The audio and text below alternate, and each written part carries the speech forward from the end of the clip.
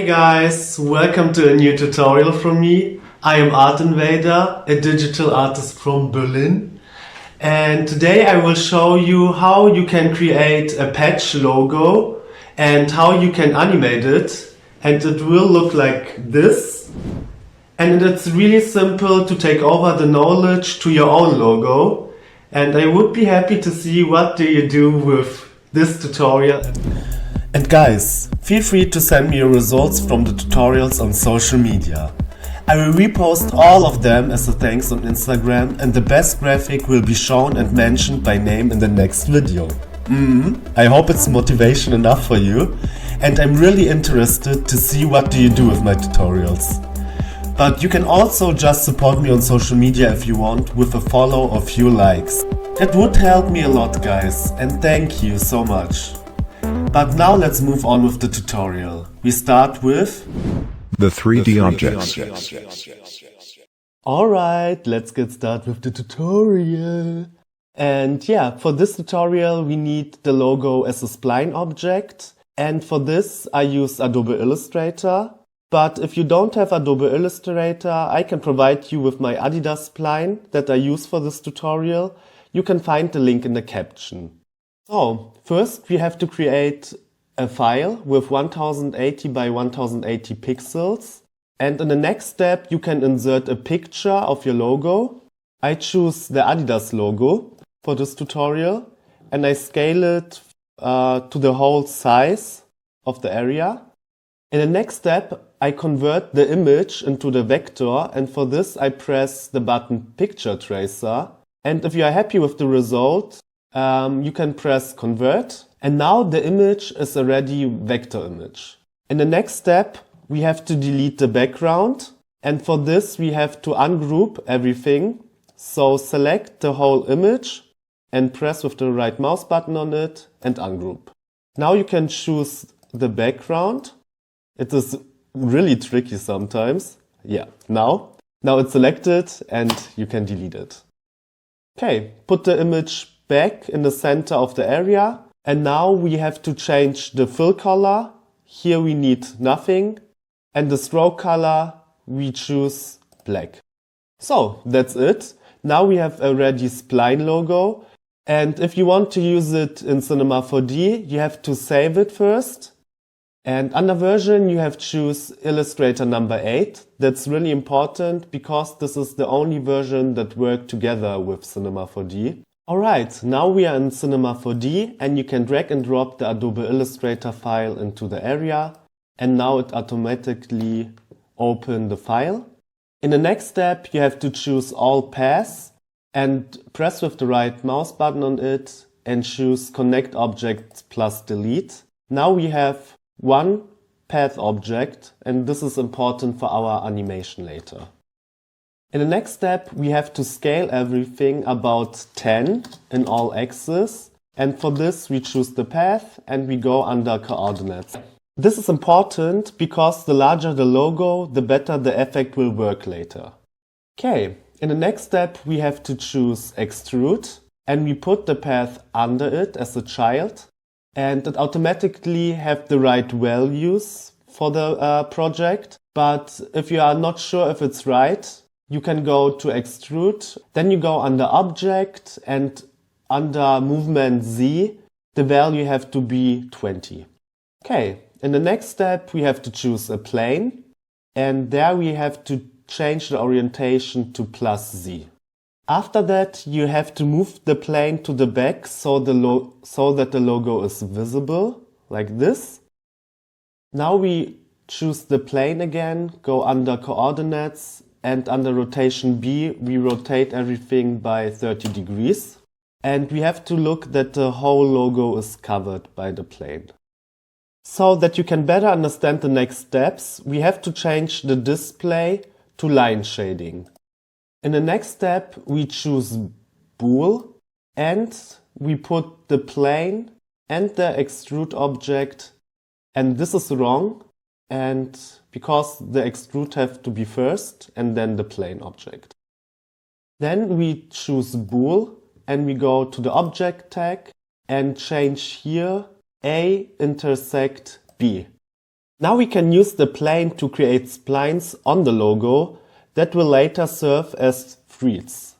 We choose the plane, and under width segments we choose 0, and for height segments we choose around 200.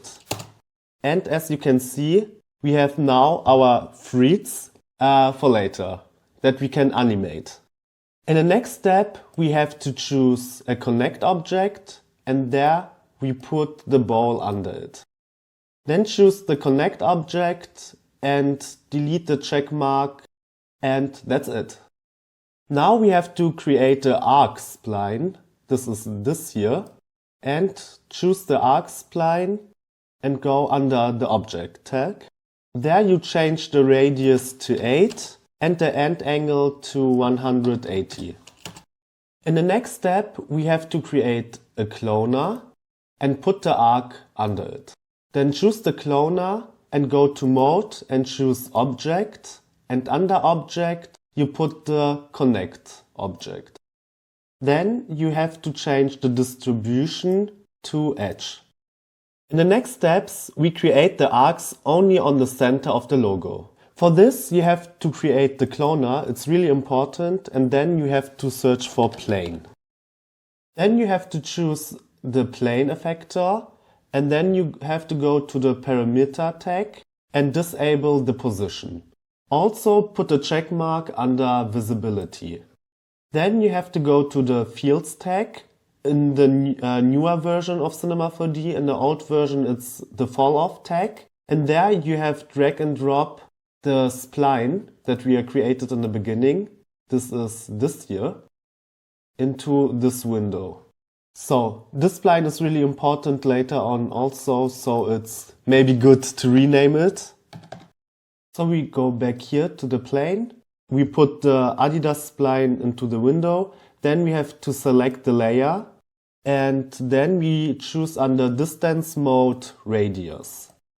Now select a value for radius where only outer rings are present. In this case it's 29, and as you can see it's only on the edges. Now we go to the remapping tag here and we put a check mark under invert. And now we have only in the center of the logo the arcs. Now we take the arc spline and we go under the object tag, and under plane we choose ZY. Now it fits good with our spline direction. And now we go to the cloner, and now we put a check mark under scale on edges, and edge scale we take 100% and offset also 100%. In the next step we go to clones and choose blend. In the next step we go back to the plane effector, and we have to choose under strength a value that shows all splines again. I think around 89. And now all splines are visible and in the right direction.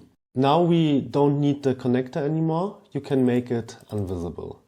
And for this only use the points, and the check mark have to be green because it have to be seen in the cloner. It's really important. Now you can increase the strokes or the threads in the logo when you take again the plane object, and I increase the segments, take around 300, and I think that is enough for the project. And you have to see what looks the best for the effect, and yeah, you can change the value however you want. In the next step you have to choose the cloner and then search for the random effector and choose the random effector and go under the parameter tag, and for position choose in all axes 1. So we only do this step so that the graphic do not look too perfect. And we also repeat this for rotation, put everywhere a value of 1. In the next step we rename the cloner to main cloner. Yeah, I think it's a good choice. So now we create the outline threads, and for this we have to create a new cloner. And this cloner we rename outline. In the next step, we create a new arc spline and we put it also under the cloner. Then we choose the arc, and for radius we choose 1, and for end angle 180. Yeah, and now we have to duplicate the ADIDAS spline and put it under everything. And now we choose the outline cloner, and under mode we choose object. And there we insert the duplicated ADIDAS spline. And there we change the count to 500. And under distribution we choose even. And it is important to have a check mark under segments and smooth rotation. Then we go to the effectors tag, and there we insert our already created random effector. And I think it's too big. We go back to the arc from the outline cloner, and then we choose a radius of 0.5. Or, yeah, now it looks great. Good. Do you need help? Then join the Artinvader community on Discord. There you will find out everything about my upcoming projects, and you can exchange ideas with the community in different channels. So maybe we will see us later there, but first let's go to The materials. From now on you can customize your artwork, or you can leave it like I do. But guys, I want to see your results. I still don't get results. Please send me on Instagram and TikTok. And the best result will be shown in the next video here, in this placeholder window. And the reason why I want to see your results is because I also recreate all the time my YouTube tutorial art to a new version and in my own style. And I also recreated, for example, the chain tutorial in my cloud transparent, I don't know how explain style. Yeah, and it looks like this. And if you are interested, you can buy it on OpenSea as NFT. Okay, let's move on with the tutorial. Alright, now we create the materials. And for this splines we need a hair material, and you can find it when you go to simulate and then go to hair object, add hair, and now you can delete the hair object because we don't need it. We only need this material that get automatically created. Then drag and drop the material to all arc we have. We have one here under cloner outline and one under cloner main. Now open the material, and here under color you can change the color, and here I use a gradient, and you can go under load preset, and here you have cool gradients already provided from Cinema 4D, and I choose Flame 6. Now we go to specular, and I change the strength to 50%, and under thickness I choose around 0.5 at roots and tips, because I free have the same thickness all the time. Yeah, and that's it for the material. Now we get a quick render to see how it look like. And yeah, it look like this. Do you want a complete project file with all textures I used? You can get it. You find all the project files on my Patreon account. There you can also support me as an artist in more ways. And yeah, thank you for the support, and I link you my profile in the caption. And a very big thank you to my Patreons. You are great, you are the best, and if you need some help, you know, you can text me. And yeah, now we came to The animation. Oh, let's move on with the animation, and first we animate the threads in the center of our logo. For this, make the outline cloner first invisible. Yeah, and now you can choose all points and also the X. So for the main cloner, choose for now also only the X, Or put the check mark away that the cross is here, and rename the arc here to end, and duplicate it and put it also here to the other one and rename it to start. Now choose the start arc and go to start angle and choose 180. So when you choose start angle and end angle 180 degrees, it's not visible, but it's really cool later on for the animation if you have visible and invisible arcs, and it make a really cool effect. Make again a check mark under main cloner, and you see it looks now different, but we will fix the problem. And yes, it is really important that you select the main cloner now, and now you have to search for a second plane effector, and you can rename it to animation. Now you choose the plane effector and deselect position. And in the next step, choose 100% for modify clone. Now you go to the fall off tag, or in the newer version to the field tag, and here you insert a linear field. With this field you can now animate the whole logo, and it is important that the linear fields cover the whole logo. You go to the main cloner and you choose two null objects and put it here to the arcs, and one end you put to the one null object and the second one to the second, and rename it also to end and start. And now make it again visible and invisible with the check mark and with the X, that the effector gets selected into the object. For a better effect, you also have to duplicate the start, put it also back here and rename it to start B. And then you go to the arc under the object tag, and under start angle take a value of 100 degrees. Then you go under the coordinates tag, and under scale Y you choose 1.07. That the splines are not even, and now we have uneven splines in the graphic. As you can see, gaps are now created because of the zero objects, and to fix it we have to go to the cloner, and now we go to edge scale, and now we can increase it higher, or 108. Yeah, now the gaps are fixed. Now we animate the outlines, and for this make the outline cloner visible again. Then we go to the outline clones and change it to alliterate.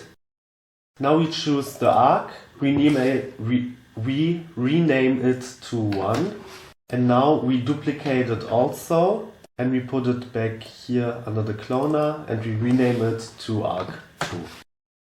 Here we also change the start angle to 180 degrees. It also now not visible, but it looks cooler later on for the effect.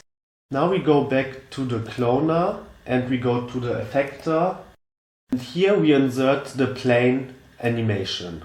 Now select the plane animation and go to the fall off tag. Here you have to create a random field. Where is it? Here. And now you change the blending mode to overlay. Now you have to search to a new random, so a new random effector. Select it, go to the field tags in the newer version, or here to the fall off tag, and put the linear field here inside. Now you go to the parameter tag and we choose for X 0 and for Z, for position Z 0, and here under position Y 24. Now we go back to the main cloner and we also put the random effector here inside under the effector tag. Now we have to look that all fields are on the same position. Right. And now, when we move the field, everything is animated. To 150 frames that are around 5 seconds. So, important, move the slider to the beginning of the animation and insert a keyframe with this button.